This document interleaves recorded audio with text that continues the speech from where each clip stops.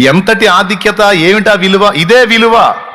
ఇప్పుడు వాడు తులువనైనా ఇంత విలువ. ఏం విలువ అంటే అక్కడ ఉంది నీకు విలువ. ఈ లోక రాజ్యము, ఈ లోక రాజ్య సంబంధులు నిన్ను గుర్తించకపోవచ్చు, గౌరవించకపోవచ్చు, గణపరచకపోవచ్చు, తిట్టొచ్చు, దూషించవచ్చు, ఇబ్బంది పెట్టవచ్చు, చాలా తేలిగ్గా నిన్ను మాట్లాడవచ్చు. కానీ నీ ఆధిక్యత వాళ్ళకి తెలియదు. విశ్వాన్ని ఏలేటువంటి దేవుని కొడుకు, కూతురు నువ్వన్న సంగతి వాళ్ళకి తెలియచావదో. అందుకే చాలా చాలా చులకనగా నిన్ను మాట్లాడుతూ ఉన్నారు. దేవుడు నవ్వుకుంటా ఉన్నాడు.